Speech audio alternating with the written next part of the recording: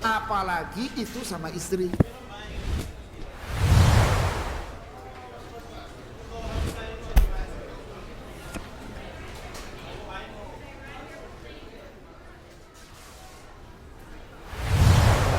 Apa itu menyesal? Kalau nanya boleh ya boleh, Mas. Bismillahirrahmanirrahim. Assalamualaikum warahmatullahi wabarakatuh. Alhamdulillah, nahmaduhu wa nasta'inuhu wa nastaghfiruh. Assalatu wassalamu ala Rasulillah wa ala alihi wa ashabihi wa ba'd.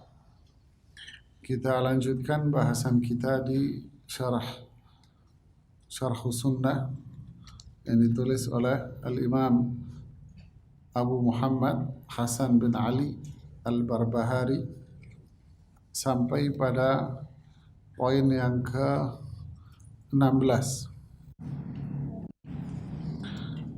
Al-Imam Hasan bin Ali Al-Barbahari mengatakan, wal imanu bi'adzabil qabri wa munkarin wa nakirin. Di antara prinsip dasar keimanan yang harus ada pada diri seorang adalah beriman dengan adanya azab kubur dan malaikat mungkar dan nakir. Pembahasan ini termasuk bagian dari iman kepada hari akhir, termasuk beriman kepada hari di mana manusia akan berada dalam sebuah kehidupan yang berbeda dengan kehidupan dunia, yaitu alam yang disebut di dalam Al-Quran dengan sebutan alam barzakh. Disebut dengan alam barzakh pada surat Al-Mu'minun pada ayat 99-100. Wa min waraihim barzakh. Di situ ada kehidupan yang namanya barzakh. Dan inilah alam akhirat. Awal mula seseorang memasuki alam akhirat, yaitu alam kubur. Alam kubur ini di situ ada yang namanya adab dan ada yang namanya nikmat. Pembahasan tentang nikmat kubur dan adab kubur ini adalah pembahasan yang sudah disepakati oleh para ulama Ahlus Sunnah wal Jamaah, bahkan oleh umat Islam semuanya, akan keberadaannya. Kenapa? Karena dalil-dalil yang menunjukkan adanya azab kubur dan nikmat kubur, hadis-hadisnya sudah sampai pada tingkatan mutawatir. Mutawatir itu apa? Hadisnya sudah sampai pada tingkatan yakin, qat'i, pasti, yang tidak bisa diingkari. Jika ada yang mengingkarinya, maka dia kategorinya adalah mulhid, seseorang yang bisa dikatakan keluar dari Islam karena dia mengingkari sesuatu dalam Islam yang sudah bersifat qat'i, yakin, pasti. Nah, inilah hal-hal yang berkaitan dengan alam barzakh. Jadi jika setiap orang pasti akan wafat dan setiap orang pasti akan mengalami azab atau nikmat kubur sesuai dengan tingkat amalnya dia. Seseorang bisa jadi akan merasakan azab kubur dan orang lain bisa jadi akan menikmati yang namanya nikmat kubur. Semua itu akan dipengaruhi oleh apa? Akan dipengaruhi oleh amalnya dia, keimanan dia. Jika dia orang yang beriman kepada Allah, beramal saleh, maka dia akan mendapatkan nikmat kubur. Jika dia termasuk orang yang kafir, orang musyrik, orang yang hidup dengan kemaksiatan, maka dia akan mendapatkan azab kubur. Dan itu awal perjalanan kehidupan seseorang di akhirat nanti. Seperti kata Rasulullah SAW dalam hadis Utsman ibnu Affan, al-qabru awwalu manazilil akhirah. Kuburan itu tingkatan atau rumah pertama seseorang. Fa in naja minhu fama ba'dahu aisar. Jika dia selamat dari kubur itu dengan mendapatkan kenikmatan, maka perjalanan dia setelahnya akan selamat. Fa in lam yanju minhu fama ba'dahu asyad. Jika dia tidak selamat dari situ, maka perjalanan setelahnya akan lebih dahsyat. Untuk itu Utsman ibnu Affan setiap kali beliau memasuki kuburan, melewati kuburan, beliau selalu menangis terseduh-seduh hingga lihya, jambang beliau, jenggot beliau yang begitu lebatnya itu basah kuyup dengan air matanya. Lalu ketika beliau ditanya, innaka tuzkaru lakal jannah wan naru fala tabki. Ketika engkau diingatkan surga neraka engkau tak menangis, tapi ketika engkau melewati kuburan kenapa menangis seperti ini? Utsman menjawab, fa inni la adri ila aina u'mar a ilal jannati am ilan nar. Saya tidak tahu saya di kuburan ini akan berada dalam nikmat atau saya berada dalam adab. Beliau menangis karena itu adalah perjalanan awal seseorang yang menentukan. Inilah orang beriman. Ibnu Qayyim rahimahullah mengatakan orang yang beriman yang memiliki rasa takut akan kematian, maka itu adalah tanda akan keimanan dia kepada Allah. Orang beriman bukan takut matinya, tapi orang beriman takut kehidupan setelah kematian itu. Inilah hal-hal inilah yang diyakini oleh para ulama. Sehingga para ulama ahlu sunnah wal jamaah beriman dengan adanya satu yang disebut dengan sakratul maut, kondisi terakhir sebelum seseorang itu meninggalkan dunia. Ini yang disebut dengan sakratul maut, detik-detik terakhir ketika roh itu dicabut oleh Allah. Apakah roh itu akan dicabut dengan kenikmatan atau rohnya itu akan dicabut dengan penuh adab pada dirinya? Yang kedua, para ulama Ahlussunnah wal Jamaah dan umat Islam beriman akan adanya fitnatul qabr yang disebut dengan istilah fitnah kubur. Apa itu fitnah kubur? Yaitu pertanyaan mungkar dan nakir, ya. Ketika seseorang idza wudi'a fi qabrihi atahu malakan. Ketika seseorang itu sudah diletakkan di kuburannya, wa tawalla anhu ashabuhu, dan orang-orang yang melayat itu pulang, atahu malakan. Dua malaikat itu datang.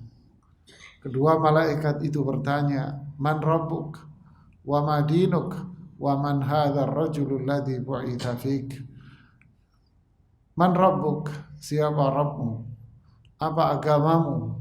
Dan siapa laki-laki yang diutus di tengah-tengah kamu? Jawaban itu bukan jawaban yang berpijak pada kecerdasan, memori otak seseorang, tapi jawaban itu adalah amal, iman dan amal dia yang menjawab.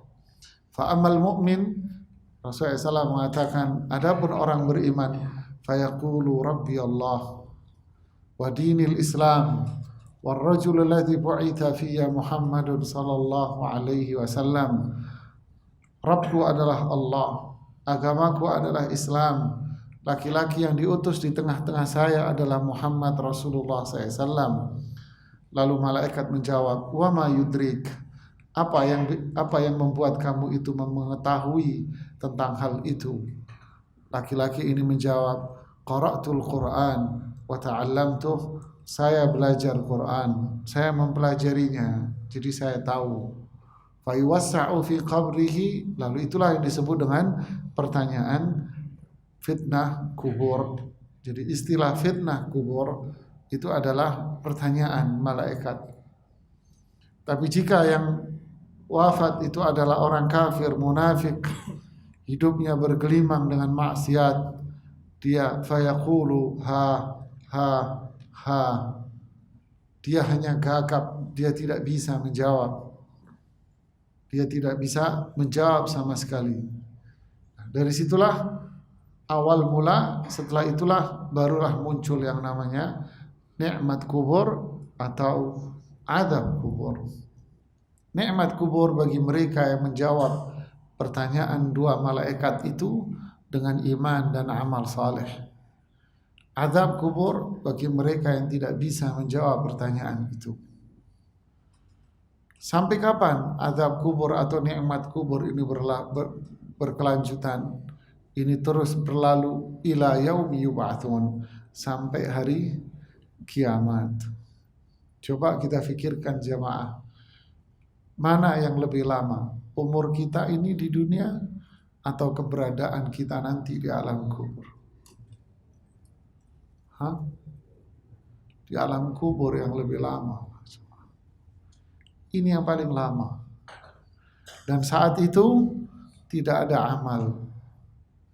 Tidak ada lagi seseorang yang bisa beramal dan bisa berbuat apa-apa. Enggak ada sudah. Itulah yaumul jaza, hari seseorang menuai apa yang sudah dia perbuat. Nanamnya di dunia ini, saat ini nanam. Nanti kalau sudah wafat, disitulah dia tinggal mengambil manfaatnya. Apa itu manfaat yang baik atau malah itu adalah azab. Sampai kapan? Sampai hari kiamat. Kapan hari kiamat tiba? Wallahu a'lam. Bisa 100 tahun lagi, bisa 1000 tahun, bisa 2000 tahun, 5000 tahun, wallahu a'lam. Selama itulah seseorang berada di alam kuburnya, antara azab atau nikmat. Inilah hal yang paling menakutkan bagi kita jemaah. Dan itu pasti akan akan ada pada diri kita semuanya. Pasti kita akan melewati itu. Dan pasti kita akan mengalami namanya kematian. Dan pasti kita akan masuk dalam namanya alam kubur. Siapa yang bisa membantu? Tidak ada. An-naru yu'raduna 'alaiha ghuduwan wa 'ashiyya wa yawma taqumu as-sa'atu adkhilu ala fir'auna asyaddal 'adzab. Subhanallah. Allah mengatakan di surat Ghafir pada ayat 46, An-naru yu'raduna 'alaiha, neraka jahanam itu ditampakkan kepada mereka. Mereka akan diperlihatkan di hadapan mereka semuanya neraka jahanam. Ghuduwan wa 'ashiyya, pagi, siang, sore, malam. Wa yauma taqumu sa'atu, ketika hari kiamat tiba, adkhilu ala fir'auna asyaddal 'adzab. Kalau sudah hari kiamat tiba, masukkan Fir'aun dan keluarganya ke dalam azab neraka. Berarti yang neraka jahanam yang ditunjukkan tadi itu di mana? Itulah kuburan. Jadi di kuburnya dia, neraka itu terbuka. Dia bisa melihat neraka jahanam. Bahkan bukan bisa melihat lagi. Iftahu lahu baban minan nar. Di hadis yang saya bacakan tadi itu, hadis riwayat Imam Ahmad, sahabat dari sahabat Bara bin Azib. Iftahu lahu baban minan nar, bukakan pintu-pintu dari api neraka. Wafrishu lahu minan nar, kasih permadani dari api neraka. Walbisuhu minan nar, kasih pakaian dari api neraka. Thumma ya'ti rajulun sudul wujuh, lalu datanglah ke kuburan dia seorang laki-laki yang berwajah sangat buruk. Wajahnya sangat buruk sekali. Bau badannya yang tak pernah ada bau itu di dunia. Man anta taji'u bil wajhi alladhi tusi'una. Siapa kamu? Kamu datang dengan wajah yang membuat orang ketakutan. Ana amaluka sayyi. Saya amal yang engkau perbuat, maksiat-maksiat yang engkau lakukan. Dirubah oleh Allah maksiat seseorang menjadi bentuk seseorang manusia. Di situ disebutkan laki-laki. Dia akan menemani orang ini sampai hari kiamat tiba. Inilah para jemaah yang namanya na'imul qabri wa adzabul qabri. Nikmat kubur dan adab kubur. Sampai hari kiamat tiba. Siapapun orangnya, mau dimakamkan dengan cara normal atau tidak dimakamkan dengan cara normal, dicabik-cabik dia oleh binatang buas, dimutilasi tubuhnya, tenggelam dalam lautan, apapun bentuk kondisi wafat dia, semua orang-orang itu akan berada di dalam alam barzakh.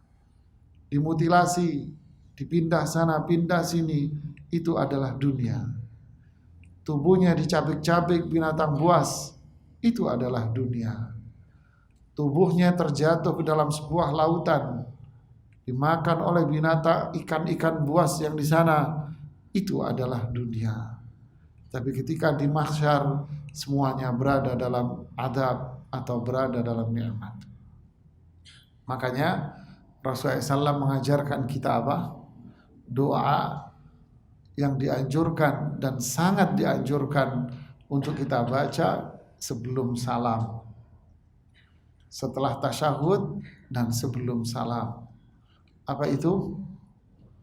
Allahumma inni a'udzubika min adzabi jahannam wa min adzabil qabri wa min fitnatil mahya wal mamat wa min syarri fitnatil masihid dajjal. Bahkan sampai pada sebuah pandangan dari para ulama mengatakan wajib. Sampai sebagian para ulama fikih berpendapat membaca doa ini wajib hukumnya. Walaupun pandangan yang rajih dalam masalah fikih, ini adalah hukumnya sunnah muakkadah, perbuatan sunnah yang sangat dianjurkan. Poin yang berikutnya adalah poin yang ke-17, wal imanu bihaudi Rasulillah sallallahu alaihi wasallam. Wa likulli nabiyyin haudun illa salih an-nabiyyu alaihi salam. Fa inna haudahu dar'u naqatihi. Beriman dengan adanya telaga Rasulullah sallallahu alaihi wasallam. Setiap nabi memiliki haud kecuali Nabi Saleh alaihi salam, karena telaganya beliau adalah susu ontanya. Ini adalah al-haud. Haud itu apa? Haud itu telaga. Tahu telaga? Tahu telaga? Apa? Kayak danau gitu. Ya, telaga itu danau, Pak. Orang Sunda bilang apa? Empang. Ya. Betawi apa Sunda? Betawi. Empang. Secara bahasa. Di dalam hadis dan di dalam ayat Al-Quran disebutkan dengan bahasa, di Al-Quran disebutkan dengan istilah Al-Kautsar. Dan di hadis juga disebutkan di beberapa hadis dengan istilah Al-Kautsar, dan disebutkan pula beberapa hadis dengan sebutan Al-Haud. Pembahasan tentang Al-Haud ini adalah pembahasan tentang perkara yang gaib. Orang beriman yu'minuna bil ghaib, sama dengan pembahasan tentang azab kubur, nikmat kubur. Alladzina yu'minuna bil ghaibi. Mereka orang bertakwa adalah orang yang beriman dengan perkara yang gaib. Masdarnya, pijakannya adalah Al-Quran dan hadis Rasulullah sallallahu alaihi wasallam. Allah memberikan kepada Rasulullah sallallahu alaihi wasallam 2 telaga. Yang pertama adalah fi arasati yaumil qiyamah, yaitu di padang mahsyar. Al-Haud Allah berikan kepada Rasulullah SAW di Al-Mahsyar yang pertama itu. Kapan itu? Ketika seseorang selesai dari hisab, kemudian setelah hisab ada lagi yang namanya qada, peradilan, qisas antara hak sesama manusia. Kemudian yang ketiga setelah itu tahap mizan, timbangan. Maka setelah itu muncullah yang namanya Al-Haud, telaga. Rasulullah sallallahu alaihi wasallam akan berada di telaga itu. Orang-orang beriman, para sahabat dan umat Rasulullah SAW, mereka akan masuk ke dalam telaga itu. Kaifa ta'rifu ummataka ya Rasulullah? Bagaimana engkau mengetahui umatmu? Ini mahsyar. Dari mana engkau tahu ini umatmu? Rasulullah SAW menjawab, ta'ti ummati yaumal qiyamati ghurran muhajjalina min atharil wudu. Umatku nanti akan datang di telaga ini adalah orang-orang yang wajahnya mengeluarkan cahaya, sendi-sendinya mengeluarkan cahaya. Min atharil wudu, karena mereka dulu rajin wudu, rajin sholat. Ini yang disebutkan oleh Allah Subhanahu wa taala dalam surat Al-Fath ayat 9. Simahum fi wujuhihim min atharil wudu.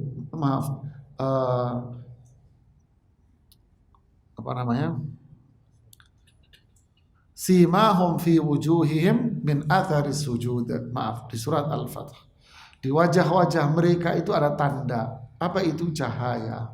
Min atharis sujud, karena banyaknya rajinnya mereka sujud, mengeluarkan cahaya. Dan ini yang disebutkan dalam surat Al-Qiyamah, wujuhun yawma idzin nadhirah, wajah-wajah mereka saat itu bercahaya.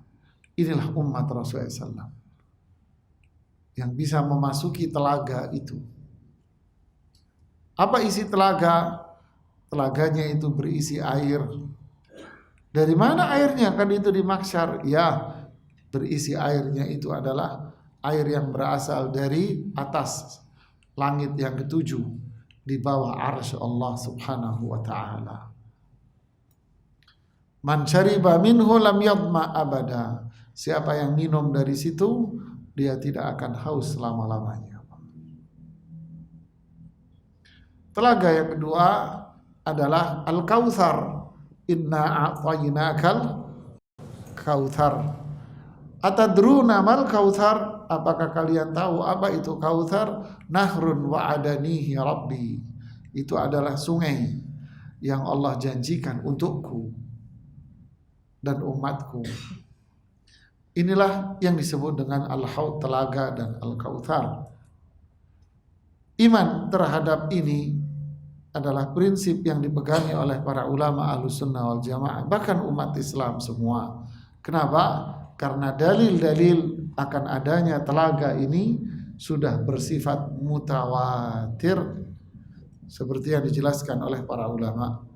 Mutawatir sudah bersifat apa? Qat'i. Rawahu jam'un ghafir minas sahabah, yang meriwayatkan, yang menceritakan adanya telaga ini adalah sahabat yang sangat banyak sekali. Bukan 1-2 sahabat, tapi banyak sahabat yang meriwayatkan tentang telaga ini. Inilah yang disebut dengan hadits mutawatir. Tentu kalau sudah banyak orang meriwayatkan, berarti itu bersifat apa? Qat'i, pasti. Ini harus kita imani. Ini adalah bagian dari iman kepada hari akhir. Kemudian yang berikutnya adalah nomor 18. Wal imanu bi syafaati Rasulillah sallallahu alaihi wasallam lil mudhnibina al khati'ina fil qiyamah. wa 'ala sirat wa yukhrijuhum min jawfi jahannam wa ma min nabiyyin illa lahu syafa'ah. Beriman dengan adanya syafaat Rasulullah SAW untuk orang-orang yang berbuat dosa dan kesalahan pada hari kiamat dan di atas sirat, jembatan di atas neraka jahanam. Syafaat beliau juga untuk mengeluarkan mereka dari jahanam. Tidak ada seorang nabi pun melainkan mereka semua memiliki syafaat. Wa kadzalika as-siddiqun wasyuhada'u was-salihun walillahi ba'da dzalika tafaddulun katsir fi man yasha wal khuruju minan nar ba'da mahtaraqu wa saru fahma. Demikian pula para siddiq, orang-orang yang jujur, orang-orang yang mati syahid, orang-orang saleh.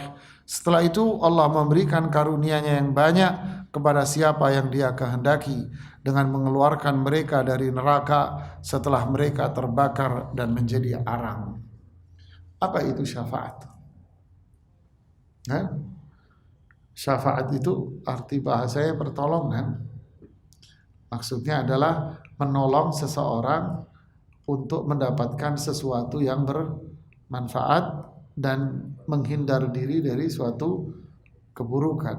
Itu namanya syafaat. Syafaat terbagi jadi dua, jemaah.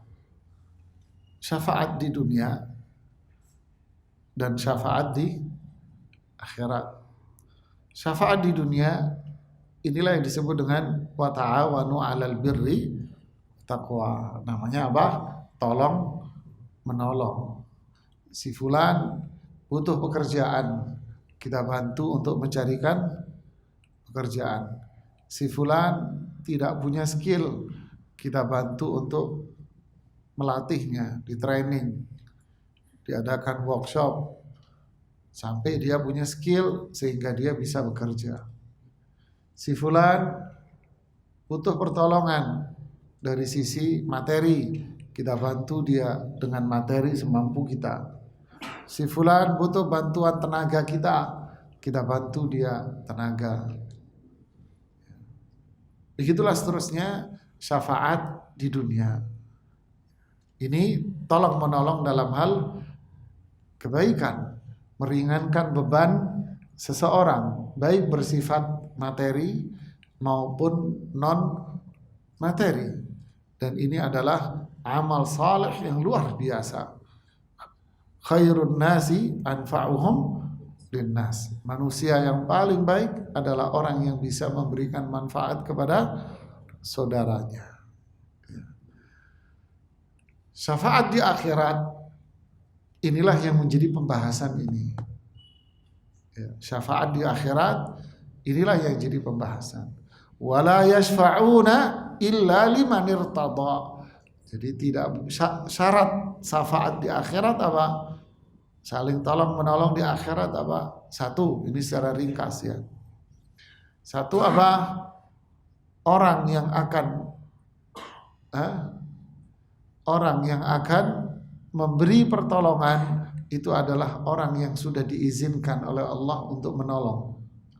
Man dzalladzi yashfa'u 'indahu illa bi'idnih. Siapa yang bisa menolong nanti?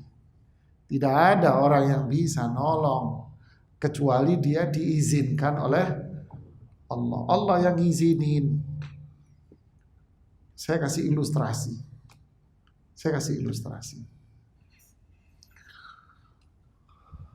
Di satu perusahaan pasti ada yang namanya dana, apa namanya? Apa itu? Dana sosial itu namanya CSR. Dan ada pula uang zakat kalau pemilik perusahaannya punya iman. Ya. Waktu mengeluarkan zakat tiba dan setiap bulan dia mengeluarkan CSR sesuai peraturan negara. Bos, CEO-nya, pemilik dikasih tahu, nih Pak, dana CSR-nya harus dikeluarkan. Dan ini waktu mengeluarkan zakat. Sudah dibikin perhitungan rapi, lalu bilang apa? Bosnya sudah kamu bagi saja, kamu saja yang bagi. Berarti apa?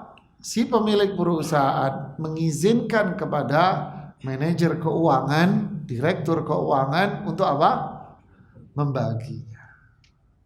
Paham?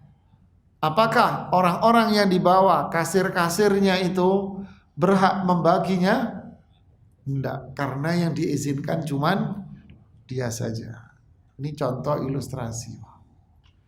Jadi man dzalladzi yashfa'u 'indahu illa bi'idzni. Jadi yang ngasih pertolongan syafaat itu adalah orang yang diizinkan.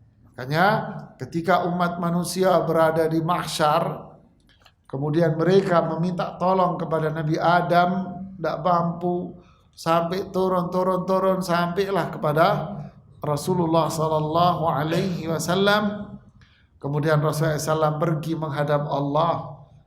Rasulullah SAW bersujud di hadapan Allah. Ya Muhammad, sal tu'ta wasfa' tusyafa'. Wahai Muhammad, mintalah, kamu pasti akan dikasih. Mintalah pertolongan agar kamu bisa membantu orang lain, pasti kamu akan dikasih izin untuk memberikan syafaat. Nah itulah Rasulullah minta dulu kepada Allah, meminta izin dulu kepada Allah. Setelah itu Allah memberikan izin, memberikan syafaat. Siapa saja para nabi dan rasul, para sahabat, orang-orang siddiq yang punya keimanan yang tinggi, orang-orang saleh, orang mati syahid, sehingga orang mati syahid mampu memberikan syafaat kepada berapa? 70 orang dari keluarganya. Begitulah para jamaah. Kemudian yang kedua, orang yang menerima syafaat, wala yashfa'una illa liman irtada. Mereka yang sudah dikasih izin tadi tidak berhak untuk menolong orang semaunya sendiri. Tapi orang yang akan dia kasih syafaat adalah orang yang diridhoi sama Allah. Contoh ilustrasi lagi. Si direktur keuangan, manajer keuangan dikasih izin untuk bagi. Gitu kan? Pertanyaannya bosnya kira-kira apa jemaah? Anda mau bagi kemana? Gitu kan? Ini Pak datanya Pak sudah kami siapkan. Kan gitu kan? Namanya meeting mesti harus by data. Ini Pak datanya kami siapkan. Coba saya lihat. Lihat. Ah, oke. Yang ini boleh, yang ini jangan. Kan gitu kan? Ini oleh, ini jangan. Sudah, oke. Saya ACC laksanakan. Berarti si penerima ini disetujui tidak? Itulah namanya diridhoi, Pak. Paham? Jadi semua kembali kepada Allah Subhanahu wa taala. Lalu penjelasan dari Imam Al-Barbahari ini pun menjelaskan pula macam-macam syafaat Rasulullah sallallahu alaihi wasallam. Ada beberapa syafaat Rasulullah SAW para jamaah. Saya sebutkan secara ringkas saja. Disebutkan oleh para ulama ada 8 macam syafaat Rasulullah SAW. Insya Allah ya. Luar biasa. Semoga kita termasuk orang-orang yang mendapat syafaat Rasulullah SAW. Yang pertama, syafaat uzma. Syafaat Rasulullah yang paling besar. Di mana itu? Di mahsyar. Ke manusia berdiri di mahsyar, telanjang, pakai sendal, laki-laki nggak disunat, matahari 1 mil. Siapa yang menolong manusia? Dahsyat, luar biasa. Ini yang paling menakutkan yang bakal dialami oleh setiap orang. Kita pasti akan mengalami itu, pasti Pak. Pasti semua orang alami itu nanti. Keringat manusia berdasarkan dengan apa? Amalnya. Ada orang nanya sama saya, Ustaz, si sebelahnya keringatnya tenggelam, sebelahnya nggak bisa Ustaz. Iya, karena itu tak berlaku hukum banjir bidara Cina. Ya, ini tidak berlaku hukum banjir di Bidara Cina, nggak berlaku mas. Tidak berlaku banjir Bekasi, tidak. Di yaumul akhir jangan dimasukkan dengan logika akal Anda, rusak nanti. Jadi keringat manusia akan sesuai dengan iman dan amalnya. Siapa yang menolong manusia? Yauma la dhilla illa dhillu. Tidak ada perlindungan kecuali orang-orang yang di bawah perlindungan Allah. Manusia cari pertolongan. Disitulah muncullah syafaat Rasulullah Sallallahu Alaihi Wasallam. Untuk siapa? Hanya untuk umat-umatnya saja. Hanya untuk umatnya yang taat mengikuti Quran, petunjuknya saja. Syafaat beliau yang kedua adalah asy-syafa'ah fi dukhulil mu'minina al-jannah. Syafaat buat orang-orang beriman untuk masuki surga. Apa ini? Di sini disebutkan oleh Imam wa yukhrijuhum min jawfi mana? Wa 'ala sirat. Jadi ketika melewati sirat. Tentu Rasulullah SAW yang pertama kali nyampe. Karena Rasulullah melewati sirat itu seperti petir. Seperti petir. Nyampe dan beliau berdiri di ujungnya sirat sambil berdoa, ya Rabbi innahum ummati, ya Rabbi itu umatku, permudah ya Allah, permudah. Setelah umatnya berhasil melewati sirat dan yang tenggelam ke dalam neraka jahanam di bawahnya. Nas'alullah as-salamah. Semoga Allah berikan kita keselamatan. Kemudian setelah itu umatnya harus melewati lagi yang namanya jembatan kecil yang disebut dengan istilah qantarah. Jembatan kecil. Di situ dibersihkan hati manusia oleh Allah dari sisa-sisa kotoran-kotoran, dengki, iri sama orang.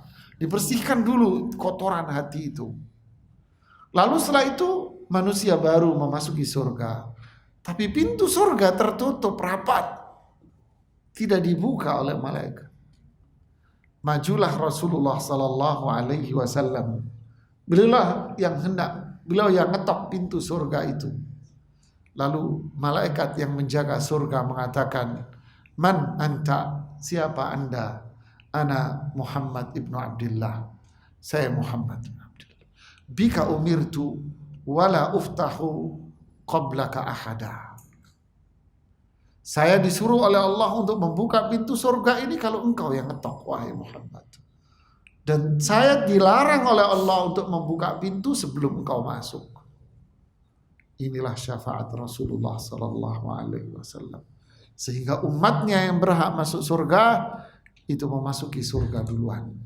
Dibuka pintu surga, Rasulullah masuk duluan, Abu Bakar As-Siddiq masuk duluan, keluarga Rasulullah SAW masuk duluan, para sahabat masuk duluan, begitulah seterusnya sesuai dengan tingkatan keimanan sampai orang terakhir yang masuk surga adalah orang yang berhasil melewati sirat dengan cara merangkak dia.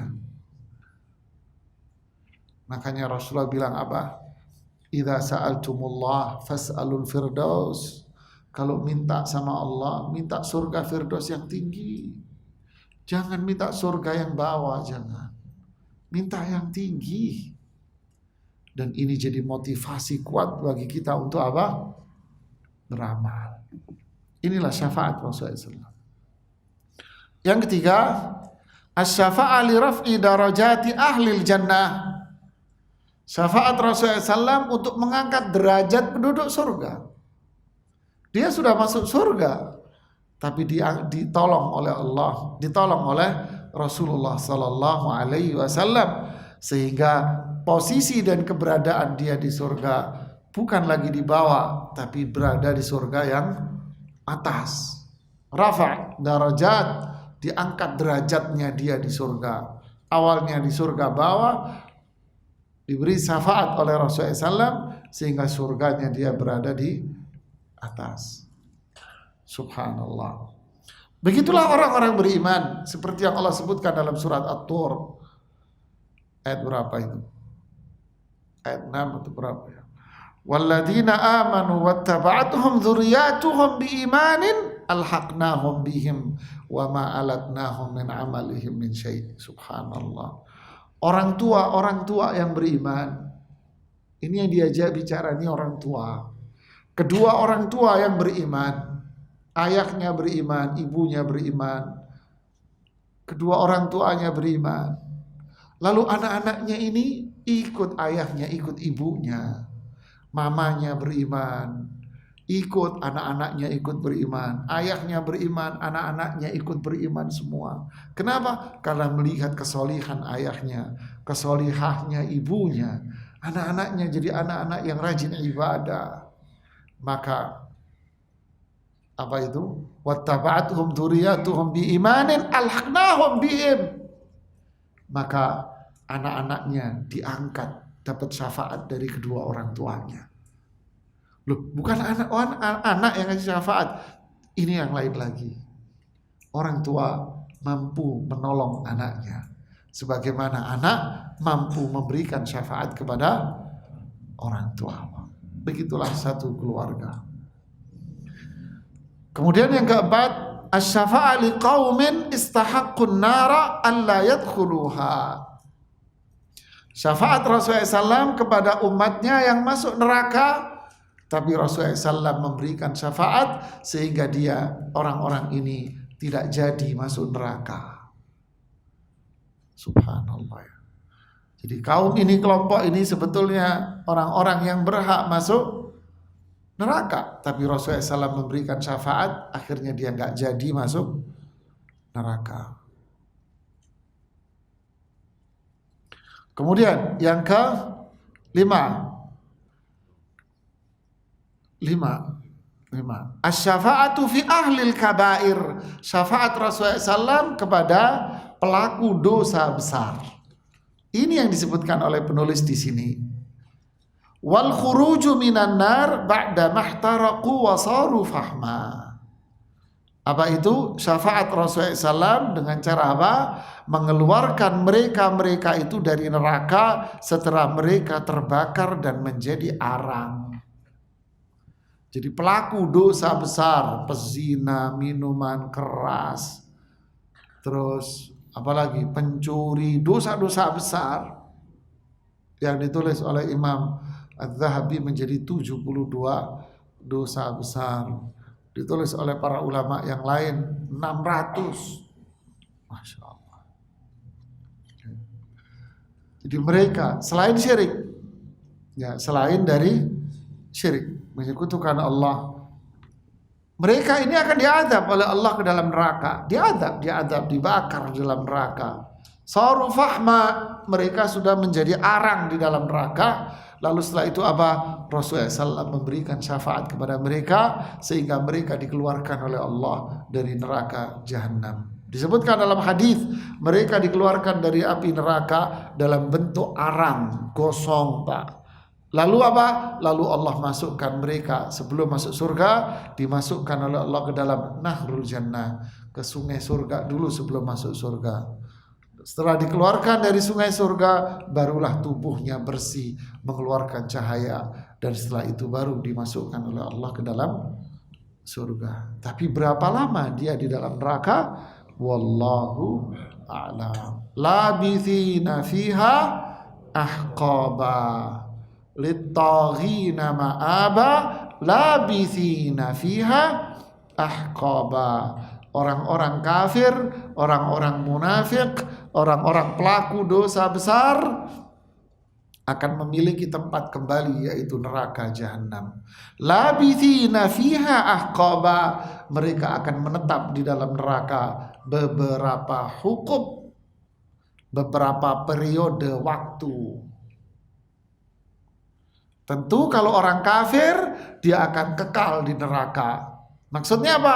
Dari satu periode waktu dia pindah ke periode waktu, pindah ke periode waktu, begitu seterusnya. Dari satu periode ke periode, azab neraka Jahannam ditingkatkan oleh Allah. sehingga dia kekal di neraka jahanam dari satu periode kekal selama-lamanya, nggak selesai, dan setiap periode itu waktunya bertambah, azabnya bertambah. Berapa periode waktu itu? Para ahli tafsir beraneka ragam komentarnya. Ada yang bilang 40 tahun jemaah. Dan jumhur kebanyakan ahli tafsir mengatakan itu adalah berapa? 80 tahun satu periode waktu. 80 tahun. Wa inna yauman indallahi ka alfi sanatin mimma ta'udun. Satu hari itu 1000 tahun hitungan di dunia. Dihitung oleh para sahabat yang disebutkan riwayatnya oleh Imam Ibnu Jarir di dalam kitab tafsirnya. 1 tahun 360. Kalau satu hari itu 1000, berapa itu jatuhnya? La haula wala quwata illa billah, hasbunallahu wa ni'mal wakil. Ini satu hukum para jamaah. Semoga Allah selamatkan kita dari azab neraka. Rabbana atina fid dunya hasanah wa fil akhirati hasanah wa qina adzabannar. Syafaat yang berikutnya, yang keenam, syafaat Rasulullah SAW kepada pamannya Abu Talib. Khusus, ini khusus spesifik buat pamannya saja Abu Talib. Dalam bentuk apa? Takhfif azab, meringankan azabnya Abu Talib.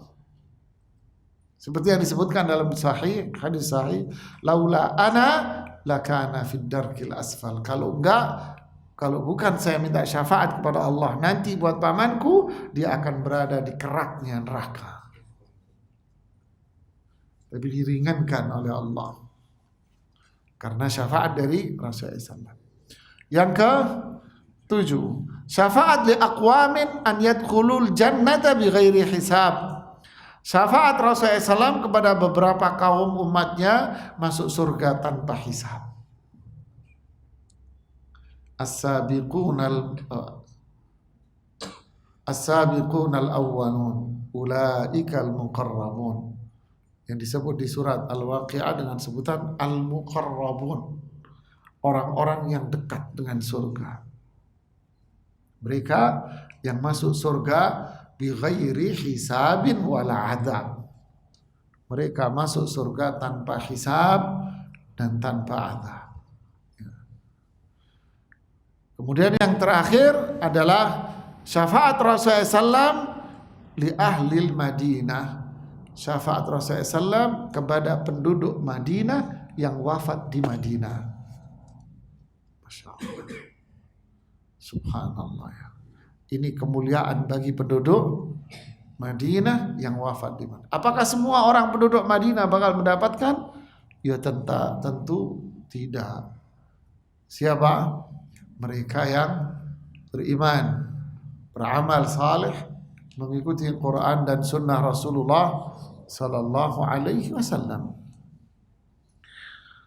Kemudian yang 19, wal imanu bis sirati ala jahannam. Ya'khudhu siratu man syaa Allah wa yajuzu man syaa Allah wa yasqutu fi jahannama man syaa Allah walahum anwarun ala qadri imanihim. Beriman dengan adanya sirat, jembatan di atas jahanam. Sirat akan mengambil siapa yang Allah kehendaki, akan lolos siapa yang Allah kehendaki, dan akan jatuh di jahanam siapa yang Allah kehendaki. Mereka memiliki cahaya sesuai kadar keimanan mereka.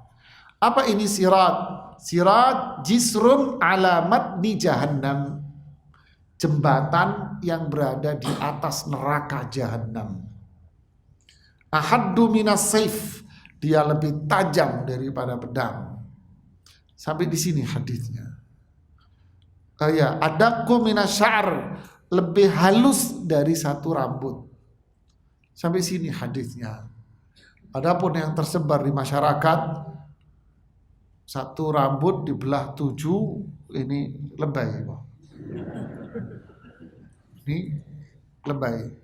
Yang ada dalam riwayat-riwayat hadis yang mutawatir itu adalah ahaddu minas saif, lebih tajam dari pedang dan lebih halus dari rambut. Kemudian di samping-samping kanan kirinya itu ada kayak apa ya, kalau kita lewat jembatan itu kanan kiri ada ada penghalangnya gitu kan, pakai pagar begitu ya, pagar kayak railing pagar begitu ya. Itu di atas neraka jahanam.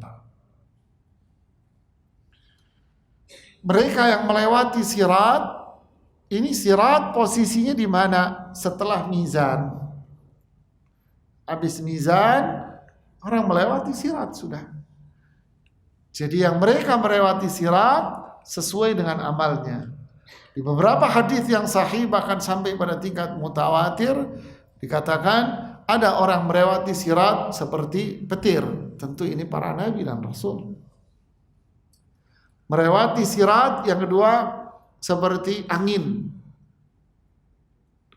Yang ketiga melewati sirat seperti kuda perang yang disifati oleh Allah di surat Al-Adiyat, wal adiyati dhabha, yaitu kuda-kuda perang yang berlari dengan sangat kencangnya. Semakin kencang kuda itu berlari, semakin keras suara yang keluar dari dirinya. Wal muriyati qadha, sehingga kakinya itu memercikkan api. Wal mughirati subha, dia menyerang pasukan lawan di pagi hari dan seterusnya. Jadi ada yang melewati sirat seperti layaknya kuda-kuda yang seperti ini. Ada yang melewati sirat yang keempat dengan cara berlari dia. Ada yang melewati sirat dengan berjalan santai. Ada yang melewati sirat dengan cara merangkak. Terkadang kakinya terkena neraka jahanam. Dia terus berjalan. Terkena lagi, dia terus berjalan. Sampai dia pun selamat. Ini kelompok yang selamat. Dan mereka yang berjalan ini pun memiliki cahaya sesuai dengan tingkatan amalnya dia. Memiliki cahaya di depan, memiliki cahaya di belakang, memiliki cahaya samping kanan kiri. Mereka punya cahaya sesuai dengan. Adapun orang kafir munafik, ada yang baru masuk munafik, ada yang sudah langsung diseret oleh malaikat langsung masuk neraka. Khuduhu faghulluh thummal jahima salluh. Sudah ikat itu orang-orang kafir itu. Belenggu mereka dengan kedua tangannya, diikat tangannya di lehernya. Lalu apa? Lemparkan mereka semua ke dalam neraka jahanam. Wasiqal ladzina kafaru ila jahannama zumara, digiring itu orang kafir ke neraka jahanam. Ada mereka yang baru memasuki sirat langsung masuk. Ada yang baru berjalan sedikit dengan merangkak, kepleset dia terjatuh. Itulah yang disebutkan dalam beberapa hadis-hadis yang sahih. Inilah sirat, Pak. Yang menyelamatkan seseorang itu adalah Allah Subhanahu wa taala. Dari mana? Dari amalnya dia. Imannya dia yang berpengaruh di situ. Inilah bahasan kita tentang syarhus sunnah berkaitan dengan masalah al-iman bil yaumil akhir.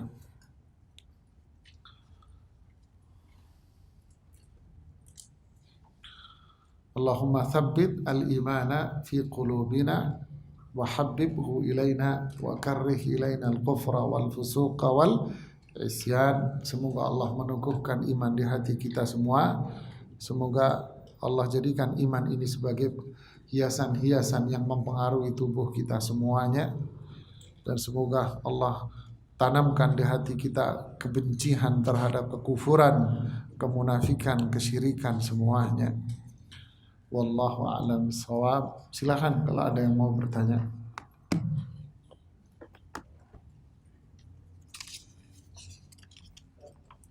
Sebentar, kita lihat yang duluan Pak nulisin.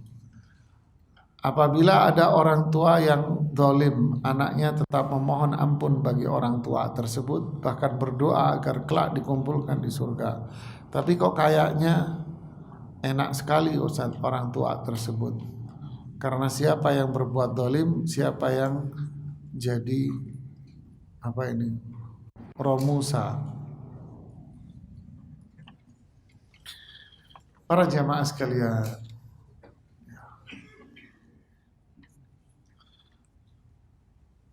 orang tua kita ini punya amalan, perbuatan jasa yang sangat besar sekali. Andai kita menembus apa yang diperbuat orang tua kita itu dengan dunia seisinya ini, kita tidak akan bisa membalasnya. Disebutkan dalam hadis yang di Bukhari dalam Adabul Mufrad, Rasulullah SAW bersabda di situ, zafra wahida, mohon maaf, satu hentakan napas ibumu waktu melahirkan, sekali napas untuk ngeden ibumu itu waktu melahirkan kamu, itu saja nggak bisa Anda bayar dengan dunia dan seisinya. Berapa kali ngeden ibu kita untuk melahirkan itu saja tidak akan bisa kita bayar dengan kekayaan dunia. Ini jasa orang tua luar biasa. Makanya Allah gandeng antara ibadah kepada Allah dengan berbuat baik dengan orang. Wa qadha rabbuka alla ta'budu illa iyyah wa bil walidaini ihsana. Sungguh tinggi kedudukan orang tua. Allah telah menetapkan, memutuskan, alla ta'budu illa iyyah, tidak boleh kalian ibadah kecuali hanya kepada Allah. Tauhid utama. Lalu digandeng sama Allah dengan apa? Dan kedua orang tua mula kalian harus berbuat baik. Lihat Pak, begitu besar jasanya orang tua. Qutailah ini istri Abu Bakar As-Siddiq radhiyallahu anhu yang pertama. Dan Qutailah ini dicerai oleh Abu Bakar As-Siddiq karena dia musyrikah. Punya anak dua, namanya Asma bintu Abu Bakar As-Siddiq, dan punya anak namanya Abdullah bin Abu Bakar As-Siddiq dari istri yang pertama Qutailah. Suatu hari setelah hijrah ke Madinah, Qutailah datang menjenguk putrinya Asma. Dia ingin sesuatu, bahasa hadisnya gitu, artinya ya ingin minta uang lah atau apa kalau bahasa kita lah, ingin sesuatu keperluan dengan putrinya. Namanya orang tua, ini sudah cerita dari zaman dulu. Ketika menjenguk anaknya, pasti orang tua ini bawa sesuatu. Pasti bawa, saat itu dia bawa roti, bawa minyak samin untuk diberikan kepada putrinya. Asma mendengar bahwa orang ibunya datang menjenguknya, dan saat itu ibunya masih musyrikah. Asma pun buru-buru menemui Rasulullah sallallahu alaihi wasallam. Ya Rasulullah, ibuku datang. Apakah boleh aku menerima hadiahnya? Apa jawab Rasulullah? Temui ibumu, sambut ibumu, ambil hadiahnya, makan hadiahnya. Siapa ibunya? Musyrikah Pak, syirik Pak. Apakah ibu Anda seperti itu? Tidak. Inilah kedudukan ibu. Ini kedudukan ibu. Ini satu. Yang kedua, jangan Anda ini, kita ini menganggap diri kita ini paling hebat di dunia ini Pak. Sudah paling the best sudah. Paling soleh kita di dunia. Kita menganggap diri kita ini orang paling taat. Merasa kita rajin ke pengajian, belajar, rajin ibadah. Lalu kita menganggap kita paling hebat. Terus memandang orang lain dengan kesalahan yang 1, 2, 3 kesalahan orang. Kita menganggap orang itu orang paling buruk di muka bumi ini. Justru orang punya watak inilah orang yang paling buruk di dunia. Kita yang paling zalim menilai orang dengan kacamata kuda yang kita lihat. Kita ngelihat orang dengan kacamata kuda melulu. Kacamata jelek aja. Ngelihat orang itu ngelihat jeleknya terus. Terus kejelekan yang dilihat oleh orang. La yafruq mu'minun mu'minah in kariha minha khuluqan radiya minha akhar. Kalian itu jangan membenci orang lain karena keburukan yang tidak Anda sukai, karena kemaksiatan dia. Masih ada 1000 kebaikan dia yang Anda belum lihat. Jamaah, ini sifat orang zalim justru. Kita melihat orang sudut salahnya tok, melihat sudut zalimnya saja. Justru ini orang yang gak tahu diri. Orang tua kita dulu gak ngelihat jahatnya kita, gak ngelihat nakalnya kita, gak ngelihat. Orang tua dulu, orang tua kita gak ngelihat baunya kita kalau kita BAB. Orang tua dulu nganggap BAB kita itu wangi. Kita kalau BAB dicebokin oleh orang tua kita. Orang tua kita merasa BAB kita ini wangi, jemaah. Wangi itu kotoran keluar dari diri kita. Giliran kita ngelihat sedikit kesalahan orang tua kita, 2, 3, 4, 10 kesalahan orang tua. Seakan-akan orang tua kita nggak punya kebaikan. Ini manusia apa ini? Na'udzubillah. Jangan ngelihat orang begini. Nanti al-jaza min jinsil amal. Balasan itu sesuai dengan perbuatan Anda loh. Nanti anak Anda akan seperti itu sama Anda. Lalu apa yang harus kita perbuat? Jangan ngelihat orang dari sisi kejahatan. Wa asa an takrahu syai'an wa yaj'alullahu fihi khairan katsira. Bisa jadi apa yang tidak Anda sukai itu Allah rubah menjadi sebuah kebaikan. Apa itu? Lupakan kesalahan orang tua Anda. Lupakan apa yang Anda tulis bahwa itu kezaliman.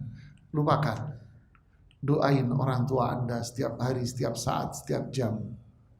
Semoga Allah menghapus semua kezaliman dan kesalahan dia. Kenapa? Saya lupa. Saya gak pernah melihat orang tua saya zalim. Itu yang seharusnya jemaah. Saya lupa. Lo dulu bapak ibu. Ya lupa saya. Saya amnesia.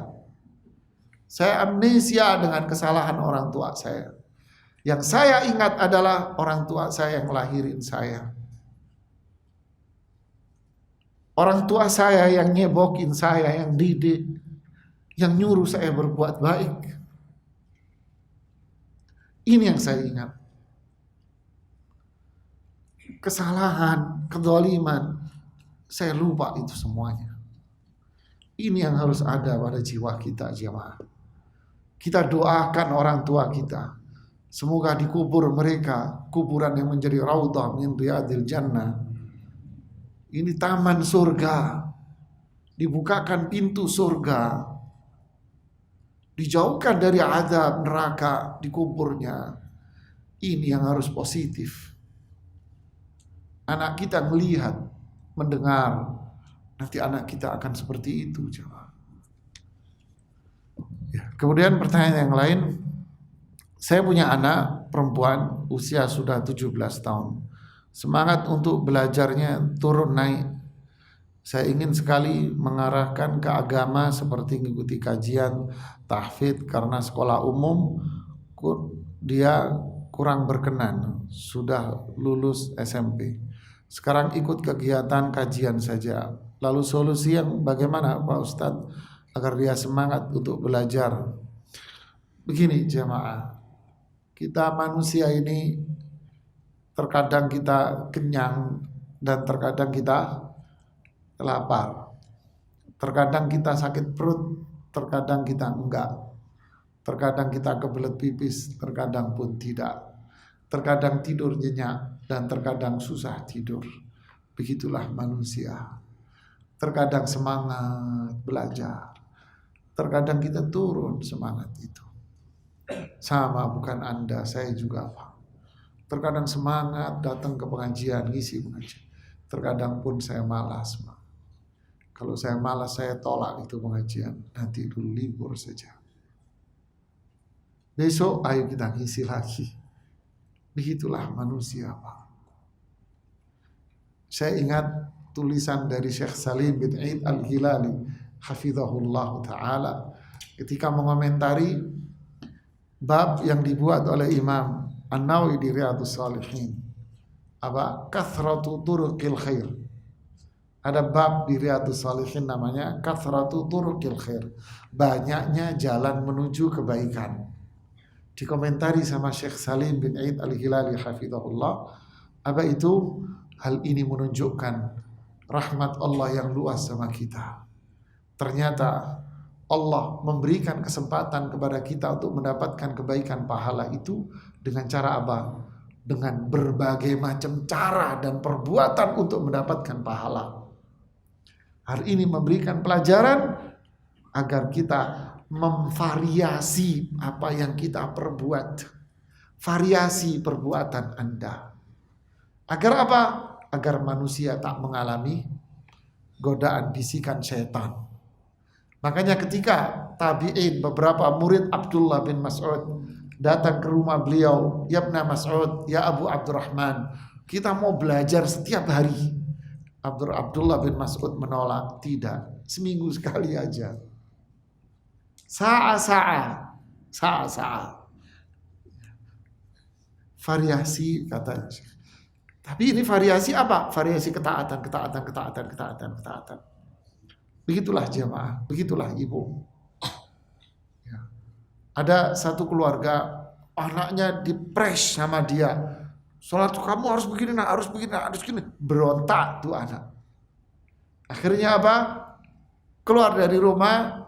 Kalau keluar dari rumah ngapain? Ambil gitar, nongkrong di kafe. Mamanya pakai cadar. "Ustaz tolongin," karena saya dekat dengan mereka. Sudah saya datang ke rumahnya. Saya bilang, "Bu, Pak, kalau sana pergi." Saya bilang, "Saya mau duduk sama anakmu." Saya ajak duduk, saya ada ngobrol macam. Terungkaplah isi hatinya. "Pegel saya Ustaz, capek saya. Saya ditekan harus begini. Akhirnya apa? Mental ini anak. Intinya ingin saya katakan, jangan terlalu dipres anak dengan satu cara. Berikan variasi ketaatan. Pokoknya setiap hari kamu begini. Yang kedua, namanya manusia pasti naik turun, semangat. Yang penting adalah apa? Kita jaga anak ini jangan sampai melakukan maksiat. Dengan memberikan variasi kegiatan. Kemudian berikutnya, anaknya di SMP nggak mau melanjutkan SMA, saya kira tidak ada masalah. Karena perempuan itu yang dituntut adalah menjadi seorang ibu yang salihah. Berapa banyak jamaah pengajian kita? Lulusan mana? Lulusan perguruan tinggi di Kanada. Lulusan perguruan tinggi di Amerika, perguruan tinggi nomor 1 di Amerika, Perancis. Ini ibu-ibu ini lulusan S2, luar biasa, hebat. Toh akhirnya ketika dia mengenal syariah, semua ingin menjadi ibu yang salihah. Apakah itu nggak penting Ustadz? Penting, tapi ada yang jauh lebih penting lagi. Apa itu? Kesolihan. Apalah artinya ilmu yang tinggi, toh pada akhirnya tak ada iman dalam hatinya. Ini yang kita tanam. Mengkader, menelorkan, menerbitkan siapa? Perempuan-perempuan yang siap menjadi ibu. Kenapa? Karena laki-laki yang soleh bukan mencari perempuan. Laki yang soleh mencari ibu. Perempuan yang soleh bukan mencari lelaki, tapi mencari ayah. Kalau nyari laki-laki, banyak kata orang Jawa Timur. Nyari perempuan, wakeh. Banyak. Tapi nyari ibu yang salihah, susah.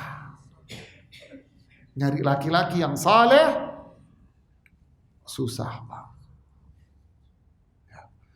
Jadi ini yang ditelurkan, nyari ini, Pak. Kemudian jawaban saya kepanjangan semua ini. Saya jawab ringkas-ringkas sekarang. Kayak Ustadz Irwandi aja deh saya mau jawab. Jika seorang wafat tanpa wudhu, wafat tanpa wudhu, apakah Rasul dapat mengetahuinya? Ini salah paham. Gak nyambung. Asli gak nyambung. Wafat tanpa wudhu, maksudnya hambanya ini rajin sholat. Kalau orang sholat kan pasti wudhu. Dia rajin berwudhu, mau sholat gak sholat dia wudhu. Kemudian rajin sholat, rajin ibadah, itu maksudnya. Bukan saya mau mati ini wudhu dulu bukan. Ayak-ayak wah ini neng mas akang. Apakah benar orang-orang yang meninggal di hari Jumat atau malam Jumat akan terhindar dari fitnah? Iya, tapi apakah setiap orang yang meninggal di malam Jumat, hari Jumat bebas dari fitnah? Tidak. Ukurannya bukan wafat di hari Jumatnya, malam Jumat. Ukurannya adalah meninggal dengan iman dan amal saleh.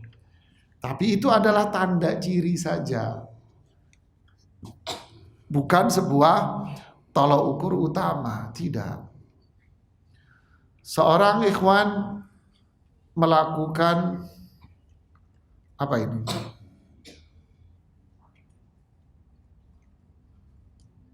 Apa ini? Tulisan kayak zaman dulu. Orang kuno itu dosen. Melakukan nggak paham saya. Sen apa nggak tahu. Mungkin itu bisa jawab, itu bisa baca. Ya sama aja. Ya sudahlah, jangan dipaksakan, salahnya sendiri. Oh berarti tulisannya itu jelek juga. Seorang ikhwan melakukan transgender menjadi akhwat.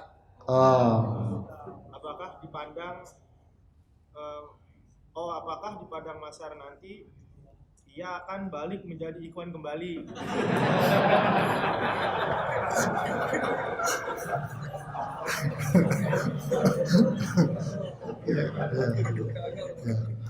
Pertanyaannya polos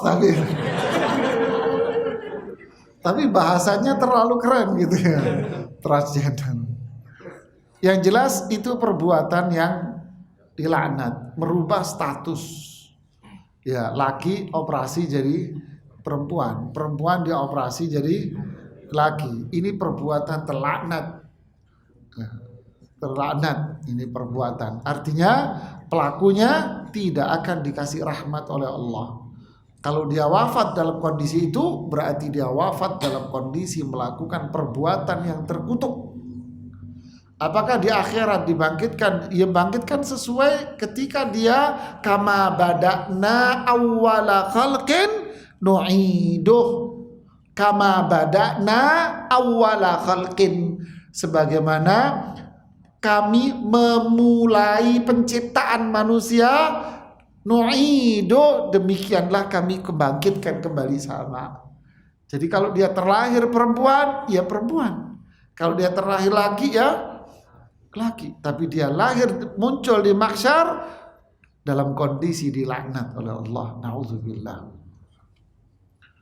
Ustadz, mohon saran dan nasihatnya bagaimana sikap kita dalam menyikapi kakak laki-laki yang suka berkata kasar dan memukul kepada kami adik-adik perempuan. Qadarallah, bapak sudah meninggal. Apa boleh Ustadz, ana tidak lagi berkomunikasi dengan kakak dan memilih pisah rumah kos? Barakallahu fiik. Ada seorang laki-laki yang datang kepada Rasulullah SAW bertanya, "Ya Rasulullah, saya punya saudara. Asilu ilaihim wa yaqta'unani." Saya bersilaturahmi ke mereka, tapi mereka nggak mau silaturahmi sama saya. Uhsinu ilaihim wa yusi'unani. Saya berbuat baik sama mereka, tapi mereka kasar sama saya. Apa jawaban Nabi? Kalau yang kamu ucapkan itu benar, faka'annama tusiffuhumul mal, seperti kamu melempar pasir panas ke mukanya dia. Teruskan apa yang kamu lakukan, Allah ngasih rahmat kamu dan Allah ngadab dia nanti. Artinya apa? Kalau ada saudara Anda yang seperti ini, maka Anda yang membalas dengan kebaikan. Kenapa? Anda yang waras. Anda yang waras. Jadilah orang yang waras, terus-terusan Anda berbuat baik sama dia. Terus Anda berbuat baik sama dia. Walaupun saudara Anda kasar. Seberapa kuat dia berbuat kasar kalau Anda berbuat baik sama dia. Tapi kalau Anda juga kasar, ini namanya ngajak berantem. Ya. Kemudian bagaimana kalau saya pindah kos sendiri? Kalau Anda perempuan, justru Anda malah menjebak diri Anda dalam perbuatan dosa. Apa? Anda tinggal di tempat yang gak ada mahram sendirian berbahaya. Sudah, apapun yang terjadi, ingat Pak Jamaah, sekasar apapun saudara Anda, tetap dia akan menjadi kakak Anda juga. Dia tetap akan jadi kakak Anda. Sebenci apapun dia sama kamu, dia akan tetap jadi kakak kamu. Dia akan muncul jiwa kakaknya itu pasti. Apa contohnya? Ketika Anda dalam kondisi sulit, pasti dia akan nempel. Ya. Kamu disamperin anjing, dikejar anjing, nanti kakakmu yang, walaupun kamu dibentam-bentam, wah bego lu lewat sini, udah ada anjing lewat sini, marah, tapi dia bela kamu. Diusir tuh anjing, bukan biarin deh, biar digerakotin loh anjing, kan enggak kan, dia akan nyelamatin kamu walaupun kamu diomeli, dibentak-bentak gitu loh. Dia tetap akan jadi kakak, dia akan kakak, jaga kamu. Kalau kamu nggak punya duit, dikasih duit dan sebagainya, dia tetap berfungsi sebagai kakak. Makanya saya bilang tadi, jangan ngelihat orang dari sisi buruknya saja. Memang dia sisi ini buruk. Makanya apa? Anda yang lakukan kebaikan. Nanti lambat laun dia akan berubah juga. Dia akan malu dengan sendirinya. Ya, sepertinya ini yang bisa saya sampaikan. Oh, masih ada. Apakah kebiasaan membaca surat Kahfi setiap malam Jumat dan hari Jumat sama seperti kebiasaan membaca surat Yasin? Bahasanya salah, bukan kebiasaan.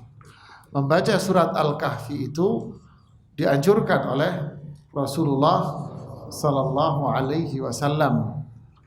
Disebutkan dalam beberapa hadis, disahihkan oleh Syekh Al-Albani.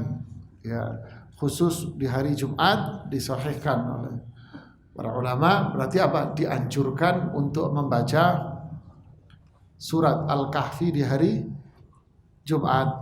Tapi Dewan Fatwa lain Pak fatwanya. Di Dewan Fatwa mengkaji hadis itu secara mendalam. Kesimpulannya penyebutan dan pengkhususan hari Jumat itu hadisnya kurang kuat. Yang kuat adalah anjuran membaca surat Al-Kahfi di hari mana saja. Begitu ya. Tapi Syekh Al-Albani rahimahullah mengatakan hadisnya sahih itu. Wallahu a'lam. Tapi inilah sebuah studi dan pandangan. Ya.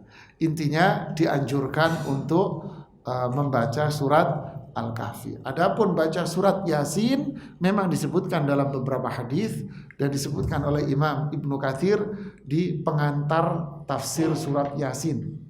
Nanti buka yang punya tafsir Ibnu Katsir, buka di tafsir surat Yasin, di situ ada muqaddimah pengantarnya.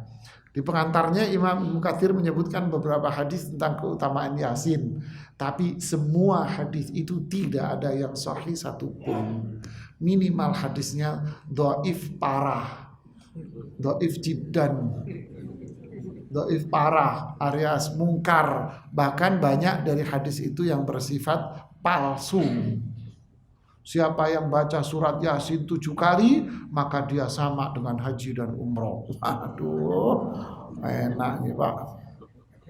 Jadi tidak ada hadis dasar hukum sama sekali tentang baca Yasin di malam Jumat. Yang ada adalah surat Al-Kahfi. Wallahu a'lam bishawab. Ini yang bisa saya sampaikan. Semoga bermanfaat buat saya dan kita semuanya.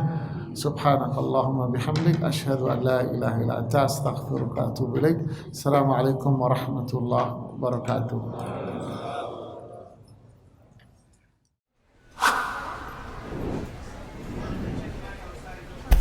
Apalagi itu sama istri.